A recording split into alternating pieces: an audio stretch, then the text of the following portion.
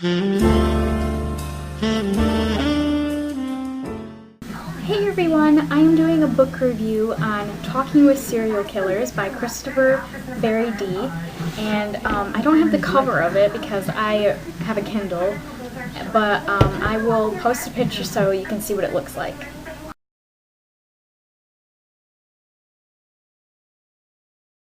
Okay, so if I was going to rate this book, I would give it maybe like a 2 or 2.5 stars.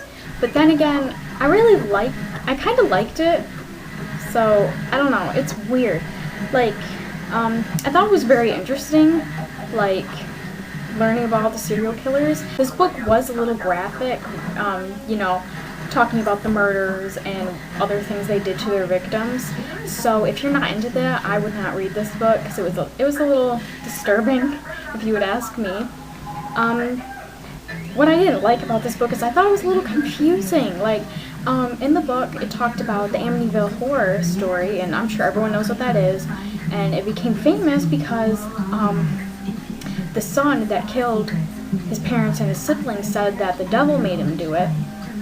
And yeah, so the devil like possessed him. But when he was talking about it in the book, and he actually like goes and interviews them, and it said nothing about that. Like, it did mention that the house was built on a Indian burial ground or something like that, but it didn't say anything like him saying that he was possessed by the devil and that he didn't really do it, that the devil made him do it. It said nothing about that, so I was like, wait a minute, is this like, am I being like mistaken? Is this the same story we're talking about? Like, I didn't understand that, and I was like, that's a little weird.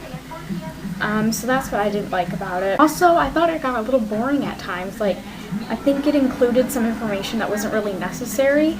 Like, there was other information about, like, other family members, like, which is good, like, so you can, like, understand, like, their past and how, if they were involved in anything, but it was, like, way back, like, if, like, their parents or an uncle or something, it went, like, way back to when they were born and building up in their life, and it's like, how is this necessary?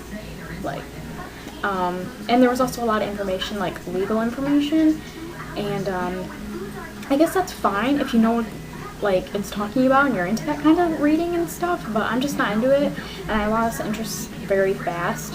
Overall, I thought it was a good book. I'm glad that I got it and read it. It's very interesting, graphic, but interesting. And I would just recommend, like, you just pay attention if you end up reading this book, because of those extra details, and it just kind of drags on.